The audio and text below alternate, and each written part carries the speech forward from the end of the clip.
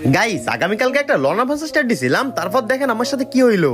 ও ভাই ভাই এ কে মিরাজ ভাই পড়ছে ভাই, বিগ ফ্যান ভাই, বিগ ফ্যান। ও আচ্ছা তাই, অসংখ্য ধন্যবাদ তোমাকে। ভাই ভাই আমার তো বিশ্বাসই হইতাছে না ভাই, দাঁড়ান দাঁড়ান আমি একটা স্ক্রিনশট মারেন নেই। ও ভাই বিগ ফ্যান ভাই, বিগ ফ্যান। আরে ভাই এত উত্তেজিত হয় না, তুমি স্ক্রিনশট কেন, ভিডিও নাও, সমস্যা নাই। ভাই আমি দেখছি ভাই আপনি অনেকেরই অনেক কিছু গিফট করেন, প্লিজ ভাই প্লিজ আমার একটা বান্ডেল গিফট করবেন ভাই প্লিজ। ও আচ্ছা তোমার বান্ডেল গিফট লাগবে, আচ্ছা ঠিক আছে, তার আগে আমার একটা শর্ত আছে। হ্যাঁ ভাই বলেন, আপনার যে কোনো শর্ত আমি মানতে রাজি আছি। আচ্ছা ঠিক আছে, এই যে লন আপ ম্যাচ, তুমি যদি লন আপ ম্যাচে আমার চেয়ে বেশি কিল করতে পারো তাহলে তুমি তোমার পছন্দ মতো যে কোনো বান্ডেল আমার কাছ থেকে গিভওয়ে পেয়ে যাবা। আচ্ছা ঠিক আছে ভাই, দেখেন আমি এই ম্যাচে আপনার চেয়ে বেশি কিল করব।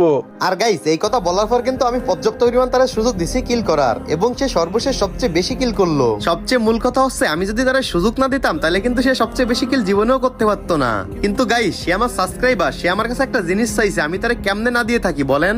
তো যাই হোক গাইস, এখন গ্রুপে যাব এবং তার কি বান্ডেল পছন্দ সেটা আমি শুনবো। আচ্ছা বলো তোমার কি বান্ডেল লাগবে, তুমি যেহেতু আমার চেয়ে বেশি কিল করছো, তোমার যে বান্ডেল লাগবে আমি সেই বান্ডেল তোমাকে দিব।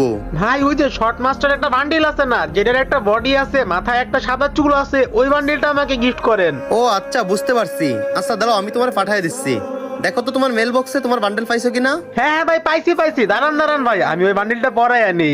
এই যে ভাই পরাইছি ভাই, এটা আমার অনেক ফেভারিট একটা বান্ডিল ছিল ভাই, থ্যাংক ইউ ভাই। তো যেহেতু তোমার মনের আশা পূর্ণ করলাম, তাহলে তুমি বলে দাও যাতে আমার এই ভিডিওতে সবাই 1 লক্ষ লাইক এবং 50,000 সাবস্ক্রাইব করে দেয়। হ্যাঁ ভাই সবাই আপনার এই ভিডিওতে 1 লক্ষ লাইক এবং 50,000 সাবস্ক্রাইব করে দিবে।